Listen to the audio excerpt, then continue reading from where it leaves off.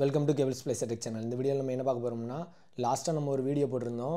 Broadcast சேவாவில் வந்து LCO registration பண்ணதில் full ஸ்டெப்ஸை பற்றி போட்டிருந்தோம்.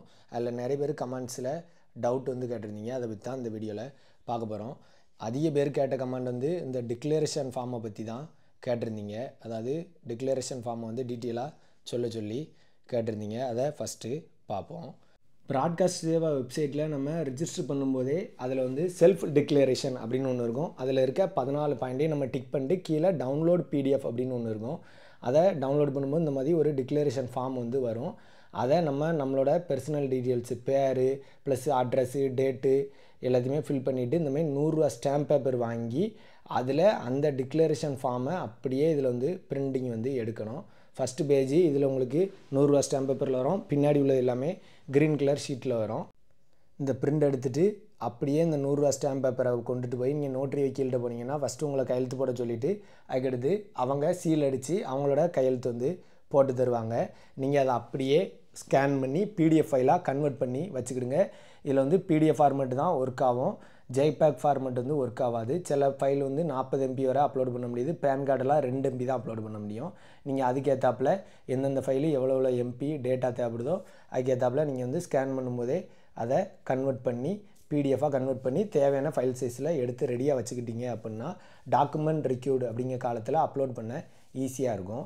ஃபஸ்ட்டு தேவையான டாக்குமெண்ட் என்னலாம் அப்படின்னா போஸ்டல் லைசன்ஸ் வந்து தேவை, அதுக்கடுத்து பேன் கார்டு தேவை, ஆதார் கார்டு தேவை, அதுக்கடுத்து இந்த டிக்ளரேஷன் ஃபார்மை ஒரு 100 ரூபா ஸ்டாம்ப் பேப்பரில் நீங்கள் நோட்ரி பப்ளிக்கிட்ட சைன் பண்ணி அதோட ஃபைலும் தேவை. இதில் ரிஜிஸ்ட்ரேஷன் பண்ணது உங்களுக்கு இன்னும் நிறைய பேருக்கு புரியலை நினைக்கிறேன். ரொம்ப சிம்பிள் ஸ்டெப்பு தான். ஃபஸ்ட்டு நீங்கள் கூகுள் குரோம் கம்ப்யூட்டரில் ஓப்பன் பண்ணிவிடுங்க. கம்ப்யூட்டரோ லேப்டாப்போ ஐபேடோ இதுலேயே ஓப்பன் பண்ணிவிடுங்க.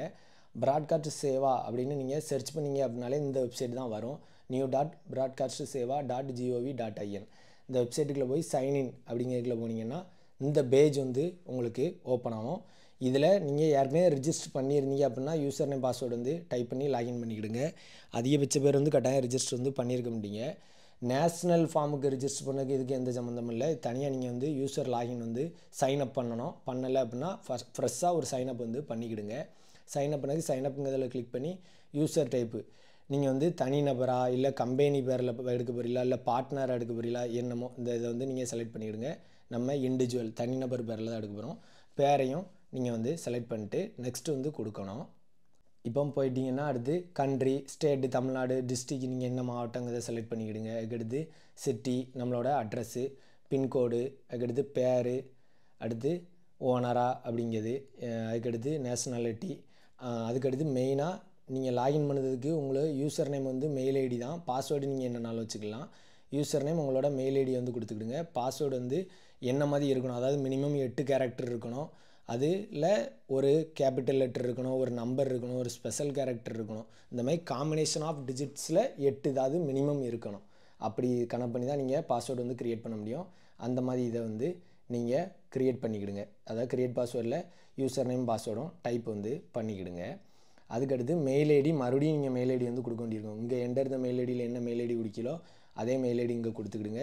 ஒரு செகண்டரி மெயில் ஐடியும் கூட இதில் வந்து வச்சுக்கலாம். ஒருவேளை இதில் ஏதாவது மெயிலில் பிரச்சனைனாலும் செகண்டரி மெயில் ஐடியும் ஆட் பண்ணி வைக்கிறது நல்லது தான். நான் ஆட் பண்ணி தான் வச்சுருக்கேன். அதுக்கடுத்து மொபைல் நம்பரும் கொடுத்துக்கிடுங்க. கொடுத்துட்டு இந்த கேப்சாவை அப்படியே இந்த இப்போ இதில் F7A4Pன்னு இருக்கா, இந்த மாதிரி உங்களுக்கு ஒரு கேப்சா காட்டும். அந்த கேப்சாவை கீழே டைப் பண்ணிக்கிடுங்க. டைப் பண்ணிட்டு ரிசீவ் ஓடிபி அப்படின்னு கொடுத்தீங்கன்னா அட் அ டைமில் உங்களுக்கு மொபைலுக்கும் ஒரு ஓடிபி வந்திருக்கும், மெயிலுக்கும் இந்த இதில் ஒரு மெயில் ஐடி கொடுத்துருக்கீங்களா அந்த மெயில் ஐடிக்கும் உங்களுக்கு ஒரு ஓடிபி வரும். ப்ளஸ்ஸு இந்த மொபைல் நம்பருக்கும் ஒரு ஓடிபி வந்து வரும். ரெண்டையுமே இதில் வந்து நீங்கள் டைப் பண்ணணும். டைப் பண்ணிட்டு இந்த டிக்ளரேஷன்களை டிக் பண்ணிவிட்டு அடுத்து ரிஜிஸ்டர் அப்படிங்கிறத கொடுக்கணும். கொடுக்கும்போது உங்களுக்கு ஒரு யூசர் நேம் பாஸ்வேர்டும் க்ரியேட் ஆகிடும். இங்கே நீங்கள் என்ன யூசர் நேம் க்ரியேட் பாஸ்வேர்டில் என்ன குடிக்கலோ அது வந்து க்ரியேட் வந்து ஆகிருக்கும். அதை அப்படியே நீங்கள் மறுபடியும் இங்கே வந்து லாகின் வந்து பண்ணிக்கிட வேண்டியதான். நான் வந்து யாரே லாகின் பண்ணனால ஆட்டோமேட்டிக்காக ஃபில்லிங் வந்து ஆயிடுச்சு. இப்போ லாகின் பண்ண பிறகு ஃபஸ்ட்டு எப்படி இருக்கும் அப்படிங்கிறத பார்ப்போம். லாகின் ஆனோடனே உங்களுக்கு இந்த மாதிரி தான் வரும். இதில் சர்வீஸ் அப்படிங்கிறதுக்குள்ள போனீங்கன்னா எல்சிஓ அப்படிங்கிற நியூ அப்ளிகேஷன் ஃபார் எல்சிஓ அப்படிங்கிறத வந்து கொடுக்கணும். நான் வந்து ஏற்கனவே வந்து ரிஜிஸ்டர் வந்து பண்ணி வச்சுருக்கேன். அதனால் எனக்கு வந்து கட்டாயம் இது ஓப்பன் ஆகாது. என்ன காட்டுதா உங்களுக்கு வந்து ஏற்கனவே என்னோடய அப்ளிகேஷன் வந்து ட்ரிஃப்ட்டில் இருக்குது, அதனால் அதை கண்டினியூ பண்ணுங்கள் அப்படின்னு சொல்லுது. ஓகே, இப்போ நான் அதிலே கண்டினியூ பண்ணுறேன். உங்களுக்கு வந்து இந்த நியூ அப்ளிகேஷன் ஃபார் எல்சிஓன்னு கொடுத்தோடனே அந்த டேட்டா என்ட்ரி பண்ணதை பேஜுக்கு வந்துடும். அதாவது இந்த பேஜுக்கு உங்களுக்கு வந்து டேரெக்டாகவே வந்துடும். அதில் வேறு ஒன்றும் இல்லை, இதில் கேட்க தகவல்களை நீங்கள் கரெக்டாக கொடுத்தாலே போதும். அதாவது நீங்கள் ஏற்கனவே எல்சிஓவாக இருக்கீங்களா இல்லையா அப்படிங்கிறது நம்ம ஏற்கனவே எல்சிஓ தான், அதனால் எஸ்ன்னு கொடுத்துருக்கோம். எக்ஸ்பீரியன்ஸு 30 வருஷம் எக்ஸ்பீரியன்ஸ் வந்து கொடுத்துருக்கோம். மந்த்துங்கையில் எத்தனை மந்த்து, அதாவது இதில் எல்லோரும் என்ன சொல்லுதுன்னா வருஷத்தை மட்டும் போட்டுட்டு விட்டுருந்தாங்க. எத்தனை வருஷம் எத்தனை மாதம் எக்ஸ்பீரியன்ஸ், நம்ம வந்து 30 வருஷம் 8 மந்த்ஸ் எக்ஸ்பீரியன்ஸ் அப்படிங்கிறத வந்து கொடுத்துருக்கோம். அதுக்கடுத்து டேட் ஆஃப் ரிஜிஸ்ட்ரேஷன், அதாவது லாஸ்ட்டாக உள்ள போஸ்டல் லைசன்ஸ் வந்து எப்போ நான் ரிஜிஸ்டர் பண்ணதோ அதோட ரிஜிஸ்ட்ரேஷன் டேட்டையும் கொடுத்துருக்கேன், அதோட ரிஜிஸ்ட்ரேஷன் நம்பரையும் கொடுத்துருக்கேன். அடுத்து last registration to be uploaded, இதில் வந்து கடைசியாக ரிஜிஸ்ட்ரேஷன் பண்ண போஸ்டல் லைசன்ஸை நான் யாருனே அப்லோடும் பண்ணி வச்சுருக்கேன். இதே தான் நீங்களும் பண்ண வேண்டியிருக்கும். கடைசியாக நீங்கள் போஸ்டல் லைசன்ஸு ரிஜிஸ்டர் பண்ண தேதி, அந்த போஸ்டல் லைசன்ஸோட நம்பரு, அந்த போஸ்டல் லைசன்ஸோட பிடிஎஃப் ஃபைல், இது வந்து மேக்ஸிமம் 40 MB வந்து இதில் வந்து அலோடட் இருக்கிறதுனால பிரச்சனை இல்லை. அதுக்கடுத்து கஸ்டமர் பேஸ் வந்து மொத்தம் நம்ம எவ்வளோ டோட்டல் கஸ்டமர் வச்சுருக்கோம் அப்படிங்கிறத என்ட்ரி பண்ணணும். அடுத்து நம்ம வந்து இண்டிவிஜுவலாக இல்லை உங்களுக்கு பார்ட்னர் பண்ணுதுமா இல்லை கம்பெனி நேமில் பண்ணுதுமாங்கிறத செலக்ட் பண்ணணும். அதுக்கடுத்து நம்மளோட நெட்வொர்க்கோட பேர், அதுக்கடுத்து நம்ம அப்ளிகேஷன் போடுறவங்களோட பேர், அதுக்கடுத்து கீழே இருக்கிறது டேட் ஆஃப் பர்த்து, அப்ளிகேஷன் வந்து யார் பேரில் போடுமோ அவங்களோட டேட் ஆஃப் பர்த்து, ஜெண்டர் மேலா ஃபீமேலா அந்த மாதிரி. அடுத்து சிட்டிசன்ஷிப் வந்து இந்தியா எஸ்ன்னு கொடுத்துருங்க. அடுத்து பேன் கார்டு நம்பர் போடணும், ஆதார் கார்டு நம்பர் போடணும், மெயில் ஐடி, மொபைல் நம்பர், இது எல்லாமே சேம் தான். அதுக்கடுத்து ஜிஎஸ்டி பேபிள் அப்படின்னு கேட்கு, ஜிஎஸ்டி நம்பர் நீங்கள் யாருனே வச்சுருந்தீங்க அப்படின்னா கொடுத்து அதோட டீட்டெயில் என்ட்ரி பண்ணுங்கள். இல்லை அப்படின்னா நோன்னு கொடுத்துட்டு அதுக்குள்ளே ரீசனையும் கட்டாயம் கொடுக்கணும். அதாவது நீங்கள் அந்த ஜிஎஸ்டி கேட்டதுக்குள்ளே எலிஜிபிள் இல்லை அப்படிங்கிறத நீங்கள் ரீசனாக கொடுத்துக்கிடுங்க. அதுக்கடுத்து பேன் கார்டு, நீங்கள் ஆன்லைன் வெரிஃபிகேஷனுக்கு வந்து இதில் ஆதார் பேன் 2 இருக்குது. ஆதார் போட்டால் அதிகபட்சம் வெரிஃபை ஆக மாட்டீங்க, அதனால் நீங்கள் பேன்லேயே கொடுத்து வெரிஃபை பண்ணிங்கன்னா பேனும் ஆதாரும் நீங்கள் லிங்க் பண்ணி இருந்தீங்க அப்படின்னா கட்டாயம் உடனே வெரிஃபை ஆகிரும். அதுக்கடுத்து நீங்கள் ஐடிஆர் ஃபைல் பண்ணுதீங்க, அதாவது இன்கம் டேக்ஸ் ரிட்டர்ன் ஃபைல் பண்ணுதீங்க அப்படின்னா எஸ் ஃபைல் பண்ணிங்க அப்படின்னா கட்டாயம் எஸ்ன்னு கொடுத்து அதோட டீட்டெயில் கொடுக்க வேண்டியிருக்கும். இல்லை அப்படின்னா அதாவது இன்கம் வந்து எங்களுக்கு அதோட லிமிட்டோட கம்மியாக தான் இருக்குது அப்படின்னா நோன்னு கொடுத்துட்டு அதோட ரீசனையும் கொடுத்துருங்க. அதுக்கடுத்து ரிஜிஸ்ட்ரு ஆஃபீஸ் அட்ரஸ், இது வந்து நம்ம எந்த இடத்துல கேபிள் டீ நடத்துமோ அதோட ஆஃபீஸோட அட்ரஸ்ஸு. இந்த இதை பொறுத்தவரை லைன் 1 லைன் 2 இந்த இதில் என்னென்னா உங்களுக்கு வந்து டோர் நம்பரில் நீங்கள் உங்களுக்கு ஸ்லாஸு அந்த மாதிரிலாம் போட்டிங்க, ஸ்பெஷல் கேரக்டர் போட்டிங்கன்னா கட்டாயம் எடுத்துக்கிட மாட்டேங்க. அதனால் அதுக்கு பதில் ஒன்று ஸ்பேஸ் விட்டுறலாம், இல்லைனா நீங்கள் வேறு ஏதாவது கேரக்டர் வந்து யூஸ் பண்ணிக்கிடுங்க. போட்டு அதுக்கடுத்து ஊர் பேர், தெரு பேர், அதை வந்து நீங்கள் டீட்டெயிலாக கொடுத்துக்கிடுங்க. அதுக்கடுத்து கண்ட்ரி, ஸ்டேட்டு, டிஸ்ட்ரிக்கு, சிட்டி, பின்கோடு, தாலுகா, இது எல்லாமே நீங்கள் கொடுத்துருங்க. அடுத்து பெர்மிஸில் வந்து நீங்கள் சேமஸ் அபோவ் கொடுத்துட்டிங்கன்னா மேலே இருக்க டேட்டாவை அதை அப்படியே கீழே வந்து ஃபெச் பண்ணி எடுத்துக்கணும். அதுக்கடுத்து இந்த லேண்டிடியூடு வந்து நீங்கள் தேவைன்னா ஆட் பண்ணிக்கிடுங்க, ஏன்னா ஆப்ஷனல் தான் வச்சுருக்காங்க, அதனால் உங்களுக்கு தேவைப்பட்டால் ஆட் பண்ணிக்கிடுங்க, தேவையில்லைனாலும் நீங்கள் விட்டுறலாம், ஸ்கிப் பண்ணிக்கலாம், ஒன்றும் பிரச்சனை இல்லை. எல்லாம் கொடுத்தோன்னே கீழே உள்ள இந்த ஆடுங்கிறத கட்டாயம் கொடுத்துருங்க. ஆடை கொடுக்காம சேவ் அண்ட் நெக்ஸ்ட் வந்து கட்டாயம் கொடுக்கக்கூடாது. இப்போ வந்து நம்ம யாரையா ஆட் பண்ணியிருக்கனால நான் சேவ் அண்ட் நெக்ஸ்ட் வந்து அப்படி கொடுத்துருந்தேன். அடுத்து நீங்கள் யாரையாவது ஆத்தரைஸ்டு சிக்னேச்சரி பண்ணுதீங்க அப்படின்னா எஸ்ன்னு கொடுத்து அவங்களோட டீட்டெயில் வந்து இதில் கொடுக்க வேண்டி இருக்கும். இல்லை அப்படின்னா நோன்னு கொடுத்துட்டு சேவ் அண்ட் நெக்ஸ்ட் வந்து கட்டாயம் கொடுத்துக்கலாம். அதுக்கடுத்து மெயினாக நம்ம வீடியோ நான் என்னோடய வாய்ஸில் நான் ரெக்கார்ட் பண்ணி போடாமல் இருந்ததுக்கு மெயினாக ஒரு காரணம் வந்து இந்த நேம் ஆஃப் த எம்எஸ்ஓங்கையில் இப்போ இவ்வளோ எம்எஸ்ஓ காட்டுதா, ஆனால் ஃபஸ்ட்டு வந்து அப்படி காட்டே செய்யாது, வெறும் இந்த ப்ளீஸ் செலக்ட்னே இருக்கும். நீங்கள் கீழே இதில் MSO number, registration number, state, இது எல்லாமே கொடுத்துட்டு அப்படியே எல்லாருமே என்ன சொன்னாங்கன்னா உடனே நீங்கள் அப்படியே சேவ் அண்ட் நெக்ஸ்ட் வந்து கொடுத்துருங்க அப்படிம்பாங்க. அப்படி சேவ் அண்ட் நெக்ஸ்ட்னு கொடுத்தீங்கன்னா இப்போ நான் வந்து டிசியில் வந்து ஆட் பண்ணி வச்சுருக்கேன். கீழே உங்களுக்கு காட்டுதா Tamil Nadu cable T communication limited, MSO registration validity, address என்ன அப்படிங்கிறது காட்டுதா. அப்போ வந்து அது காட்டாது, ஏன்னா ஆடே பண்ண முடியாது. ஆட் பண்ணதுக்கு நீங்கள் கொடுத்தீங்க அப்படின்னா இந்த இடத்துல என்ன காட்டும்னா நேம் ஆஃப் த எம்எஸ்ஓவை செலக்ட் பண்ணுங்கள் அப்படின்னு காட்டும். செலக்ட் பண்ண டிக் பண்ணோம்னா இங்கே இதில் ஒன்றுமே இருக்காது, இருந்தால் தானே செலக்ட் பண்ண முடியும். அது ஒரு எரராகவே இருந்துக்கிட்டு இருந்தது. நிறைய பேர் அப்போ என்ன பண்ணாங்கன்னா அந்தெல்லாம் அதை கொடுக்காம ஒன்று இங்கே சேவ் அண்ட் நெக்ஸ்ட் கொடுத்துருது. அதாவது இந்த இடத்துல ஆடே கொடுக்க முடியாது, ஆடு கட்டாயம் பண்ணால் தான் மேலே என்ட்ரி பண்ண எல்லா டேட்டாவும் கீழே இந்த இடத்துல வரிசையாக உங்களுக்கு வரும். அப்படி வராமையே சேவ் அண்ட் நெக்ஸ்ட் வந்து கொடுத்துருது. அப்படி வந்து கட்டாயம் பண்ணக்கூடாது. இப்போ இவங்களுமே நேம் ஆஃப் த எம்எஸ்ஓவில் லிஸ்ட்டில் கொடுத்துட்டாங்க. ஆனால் இதில் வந்து நம்ம தமிழ்நாட்டில் ஓடுத நிறைய எம்எஸ்ஓ வந்து இந்த லிஸ்ட்டில் இல்லை. நான் ஃபுல்லாக லிஸ்ட்டை பார்த்தேன், மேக்ஸிமம் சில எம்எஸ்ஓ தான் இருக்காங்க, நிறைய எம்எஸ்ஓ வந்து இல்லை. இதில் டிசிஎல் இருக்குது, விகே இருந்துச்சு, அதுக்கடுத்து யூசிஎன் இருக்குது, ஹாத்வே அதெல்லாம் இருக்குது. நிறைய கம்பெனி இருக்குது. சிட்டி கேபிள், ஏஜேகே, மின்னல் டிஜிட்டல் நெட்வொர்க் கூட இருக்குது, பாண்டிச்சேரி மின்னல். ஆனால் இதில் வந்து சில பெரிய பெரிய எம்எஸ்ஓ இன்னுமே நிறைய பேர் வந்து இதில் இல்லை.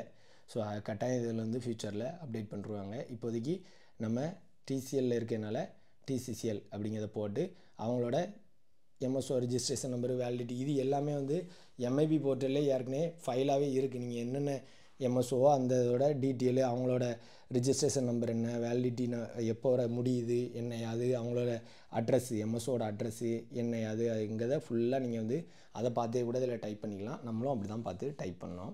அதுக்கடுத்து நீங்கள் கட்டாயம் கீழே இந்த ஆடு கொடுத்துட்டு தான் சேவ் நெக்ஸ்ட் வந்து கட்டாயம் கொடுக்கணும். அதுக்கடுத்து ஏரியா ஆஃப் ஆப்ரேஷன், கிட்டத்தட்ட எந்த ஸ்டேட்டில் நம்ம தொழில் பார்க்கோம், எந்த டிஸ்ட்ரிக்கு, அடுத்து ஏரியாவோட நேமு. நம்ம வந்து கிட்டத்தட்ட 5 ஏரியாவில் பண்ணுறதுனால 5 ஏரியாவுக்கு வந்து ஆட் பண்ணி வச்சுருக்கேன். நீங்கள் எத்தனை ஏரியாவில் பண்ணுதீங்களோ தொழில், இப்போ வந்து ஒரே ஏரியா பண்ணிங்கன்னா கட்டாயம் ஒரு ஏரியா மட்டும் பண்ணுங்கள். சிலவங்க தனித்தனி ஏரியாவில் பண்ணுவாங்க. ஒரு ஏரியா இங்கே 10 கிலோமீட்டர் தாண்டி இருக்கும், இன்னொரு ஏரியா இன்னொரு 10 கிலோமீட்டர் தாண்டி இருக்கும், வேறு ஏரியாவில் பண்ணிகிட்டு இருப்பாங்க. இதுக்கு முன்னாடி என்ன பண்ணியிருப்போம்னா நம்ம போஸ்டல் லைசன்ஸ் வந்து தனித்தனியாக எடுத்திருப்போம். இப்போ வந்து இந்த லைசன்ஸ் வந்து இந்தியா பூரா செல்லுறதுனால ஒரே லைசன்ஸ் தான். நீங்கள் எந்தெந்த ஏரியாவில் ஆப்ரேஷன் பண்ணீங்க, அதாவது எந்தெந்த ஏரியாவில் நீங்கள் தொழில் பார்க்கீங்களோ அது எல்லாத்தையும் இதில் வந்து நீங்கள் ஆட் பண்ணிக்கணும். கட்டாயம் ஸ்டேட்டு டிஸ்ட்ரிக்டை செலக்ட் பண்ணி ஏரியாவோட நேமை கொடுத்து நீங்கள் ஆடு கொடுத்தீங்க அப்படின்னா ஆடு வந்து ஆயிரும். இவ்வளோதான் விஷயம். அடுத்து சேவ் நெக்ஸ்ட் வந்து கொடுத்துக்கிடுங்க. இதுதான் நீங்கள் மெயினாக எல்லோரும் டிக்ளரேஷன் ஃபார்மை பற்றி சொல்லுங்கன்னது வந்து இதுதான். இப்போ வந்து ஃபஸ்ட்டு இது நான் எல்லாமே டிக் பண்ணுறதுனா இது வந்து டிக் பண்ணாமல் இருக்கும். நீங்கள் டிக் பண்ணி முடித்தோடனே இந்த டவுன்லோட் பிடிஎஃப்னு இருக்கா, இதை கொடுத்தீங்கன்னா நான் இப்படி பிடிஎஃப் வந்து டவுன்லோட் ஆயிரும். இது அப்படியே அந்த 100 ரூபா பேப்பரில் நீங்கள் பிரிண்ட் எடுத்து அதில் உங்கள் கையெழுத்து போட்டு அதை ஒரு நோட்ரி பப்ளிக்கிட்ட வக்கீல்கிட்ட கொடுத்து சைன் வாங்கி அதை பிடிஎஃபாக ஃபைலாக வச்சுக்கிடுங்க. அதை அப்படியே கொண்டு வந்து இதில் வந்து ஃபைனலாக நீங்கள் வந்து அப்லோட் பண்ண வேண்டிய இருக்கும். ஓகேவா? இதை நீங்கள் எல்லாம் டிக் பண்ணிட்டு சேவ் அண்ட் நெக்ஸ்ட் வந்து கொடுத்துக்கிடுங்க. இந்த இடத்துல தான் அப்லோட் பண்ணணும். இதில் வந்து இப்போ நான் எல்லாமே அப்லோட் பண்ணி தான் வச்சுருக்கேன். பேன் கார்டு அப்லோடு வந்து பண்ணியாச்சு. மேக்ஸிமம் சைஸு 2 MB தான் இருக்கணும். அடுத்து signature declaration form, signed declaration ஃபார்மில் தான் நம்ம அந்த நோட்ரி வக்கீல்கிட்ட கையெழுத்து வாங்கியிருந்தோம்ல அந்த 100 ரூபா பேப்பரில், அதை வந்து இந்த இடத்துல அப்லோட் பண்ணோம். அது வந்து மேக்ஸிமம் 40 MB இருக்கலாம் அப்படின்னு போட்டிருக்கு. மெயினாக பேன் கார்டு வந்து 2 MBக்கு மேலே அப்லோடு வந்து பண்ண முடியலை. அதனால் பேன் கார்டை 2 MB கனெக்ட் பண்ணி நீங்கள் கம்ப்ரஸ் பண்ணிவிடுங்க. இல்லை ஸ்கேன் பண்ணும்போதே ஒரு ஸ்டாண்டர்ட் குவாலிட்டியில் வச்சு ஸ்கேன் பண்ணிங்கன்னா 2 MBக்கு உள்ளே தான் வருது. இதில் வந்து அந்த 100 ரூபா பேப்பர் அப்லோட் பண்ணணும். அதுக்கடுத்து additional document for proof of ஐடென்டிட்டியில் வந்து நம்ம யார் அப்ளை பண்ணணுமோ அவங்களோட ஆதார் தான் நான் வந்து இதில் அப்ளை வந்து பண்ணுதேன். கிட்டத்தட்ட இதில் 1, 2, 3 டேட்டா வந்து இந்த இடத்துல அப்லோடு வந்து பண்ணுதோம். அடுத்து சேவ் அண்ட் நெக்ஸ்ட் வந்து கொடுத்துக்கிடுவோம். கொடுத்தாச்சு அப்படின்னா நேராக கடைசியாக ஃபீஸ் தான். இதில் 5000 ரூபா. இதில் ப்ராசஸ் டு பே அப்படிங்கிற போய் பேமெண்ட் வந்து பண்ணணும். ஆனால் நான் அவ்வளோ ரிஜிஸ்டர் பண்ணிவிட்டு நான் இன்னும் பேமெண்ட் வந்து பண்ணலை. ஏன் பண்ணலை அப்படின்னா உங்களுக்கு காட்டுதேன். சேவ் அண்ட் ட்ரஃப்ட்டில் வந்து இப்போ சேவ் பண்ணிட்டேன். ஏன் பேமெண்ட் பண்ணலை அப்படின்னா நான் ஏற்கனவே 2 டே வந்து பேமெண்ட் பண்ண முயற்சி பண்ணேன். அதாவது கிட்டத்தட்ட நான் இதிலே உங்களுக்கு பார்த்தா தெரியும், 3ஆம் தேதி ஒரு டைம் பேமெண்ட் வந்து பண்ண ட்ரை பண்ணேன். கிட்டத்தட்ட எல்லா ஸ்டேஜும் முடிஞ்சு ஃபைனலாக பேமெண்ட் கட்டுற நேரத்தில் போய் எரர் வந்துட்டு இந்த பேஜ் வந்து லோட் ஆகாமல் இருந்தாலும் நின்றுட்டு, இப்போ இன்றைக்கி கூட நான் மறுபடியும் ஒரு டைம் பேமெண்ட் பண்ணேன். ஏன்னா அதை உங்களுக்கு வீடியோ போடலாம் அப்படின்ட்டு இன்றைக்கி போட்டதும் 6ஆம் தேதி 2 இதுலேயுமே பேமெண்ட் வந்து பெண்டிங்கில் தான் இருக்குது. ரூபா எடுக்கலை. அதாவது எல்லாமே நம்ம தேவையான தகவலாம் என்ட்ரி பண்ணி பேங்கெல்லாம் செலக்ட் பண்ணி ஃபைனலாக முடிய போகிற டயத்தில் போய் அடுத்து அந்த பேஜ் லோட் ஆகாமல் அந்த நின்றது. பேமெண்ட் ஸ்டேட்டஸு பெண்டிங்லேயே தான் காட்டுது. இதனால தான் பேமெண்ட் வந்து பண்ணலை. இப்போ வேணால் உங்களுக்கு லைவாக நம்ம பேமெண்ட் வந்து பண்ணி பார்ப்போம்.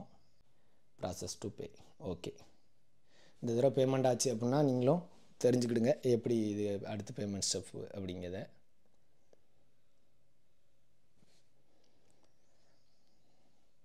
ஸோ பேமெண்ட் வந்து பண்ண முடியல. ஏன்னா நான் ஏற்கனவே இன்றைக்கி இப்போ கொஞ்சம் நேரத்துக்கு முன்னே இந்த வீடியோ எடுக்க முன்னே நான் வந்து பேமெண்ட் வந்து மேட் பண்ண ட்ரை பண்ணேன். அதனால் ஆல்ரெடி உங்களோட பேமெண்ட் வந்து அந்த கரண்ட் அப்ளிகேஷனுக்கு அப்ளை ஆகிருக்கு. அதனால் நீங்கள் வெயிட் பண்ணுங்கள், அப்புறம் ட்ரை பண்ணுங்கள் அப்படின்னு காட்டுது. ஸோ இவ்வளோ தான் விஷயம். ஆனால் அதுக்கடுத்து பேமெண்ட் வந்து 1000. ஸோ இதில் வேறு ஏதாவது டவுட் இருந்தது அப்படின்னாலும் கட்டாயம் நீங்கள் இந்த வீடியோட கமெண்ட்லேயே போடுங்க. அடுத்து அந்த உங்களுக்கு என்னென்ன டவுட் இருக்கோ அதையே ஒரு வீடியோவாக மேக் பண்ணி அடுத்த வீடியோவில் பார்ப்போம். நன்றி. மேலும் இது போன்ற டெக்னிக்கல் தகவல்களுக்கு கேபிள் ஸ்பிளைஸ் டெக் சேனலை சப்ஸ்கிரைப் பண்ணி சப்போர்ட் பண்ணுங்கள். தேங்க்யூ.